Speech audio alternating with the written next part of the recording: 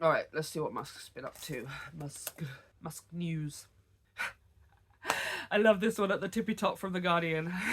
They will collide eventually. How long will the Trump-Musk relationship survive? So before I click on this, I do want to point out, I love the way that that's termed, right?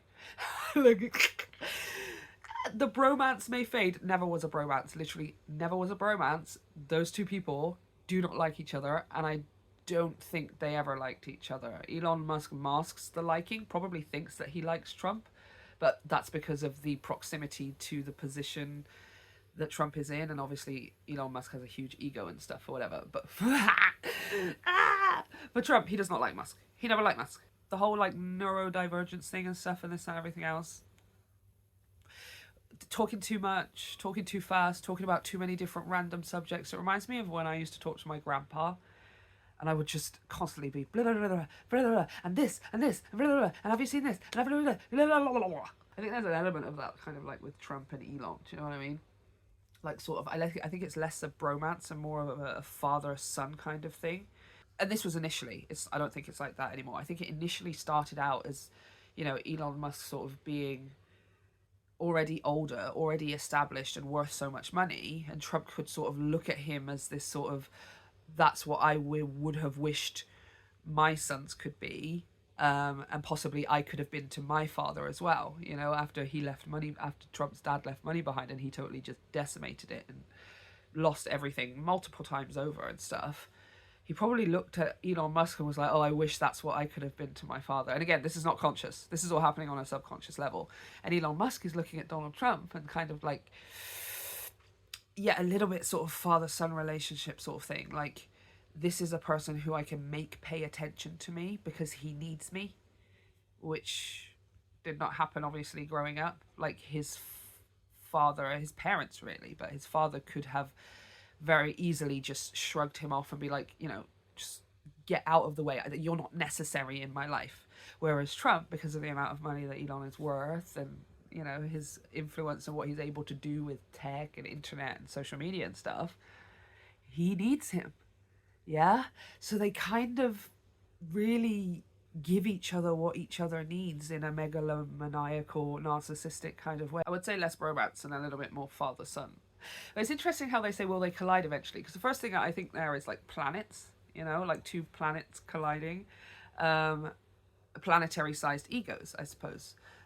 Because they have like a center of gravity. And because both Trump and Musk are megalomaniacal narcissists, they so intrinsically need everything to revolve around them. It's almost like, I mean, it's just gravity. They're pulling each other towards each other, but not intentionally, of course. Not in that bromance, father-son, weird psychological kind of way. They're egos, right? It's like, I'm pulling Trump over here. I want everything to be pulled towards me.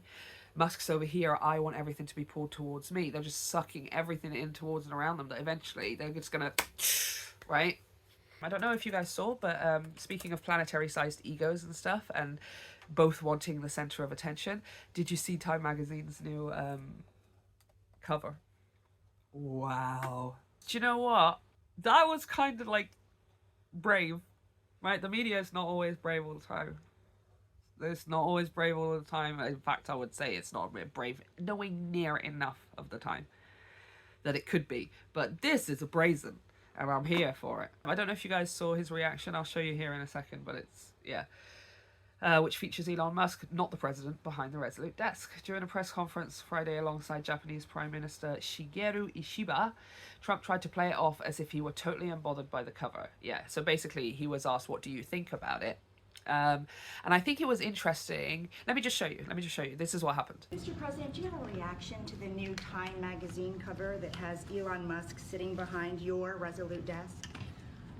タイムマガジンマスクが大統領の机の後ろで座っている写真がありますけども、それに関するコメントは何かありますか? Is Time Magazine still in business? I didn't even know that. So I think it's really interesting there. You can see, right, how he actually had a moment to think about how he was going to respond, which he maybe wouldn't have normally had. You can see his eyes cast down and he's saying it. He's, they're almost closed as he's processing and like, how am I going to get this out and stuff or whatever. And again, this is happening on an unconscious level. And then he turned around and said, you know, it's Time magazine. Is that even still a thing? Like, I don't pay attention to these things. These things don't matter to me. I am above these things. So, oh, yeah, I just wish there was an alternate timeline where I could have just seen if he was just asked in, you know, let's say in England, let's say for some reason he was here and the Time magazine came out and one of our reporters asked him, Mr. Trump or President Trump, what did you think about him? But just because then we would have had that straight, like that instantaneous reaction. Do you know what I mean? I mean, he's going to be seething now, Elon Musk. And I think what's going to cause some kind of blow up is I do think it will be Trump that blows up because he can't handle the fact that he can't bite back at Elon Musk, you know, which I'm sure that he does now and again and stuff, but he can't, as of right now, he can't literally oust him and say, you know, you're fired, like he does Apprentice style, which is, you know, where he learned all of this kind of crap and stuff. He can't oust him like they're ousting inspectors general, ousting FBI, this, that, and everything else, ousting the all of the investigators of the January 6th rioters, and he can't do that with Elon Musk because he's got so much money. I think it's just going to cause this short circuiting in him, and I'm just kind of curious to see. I think it's going to happen a lot quicker than, as everybody said, a lot quicker than we all expected it to.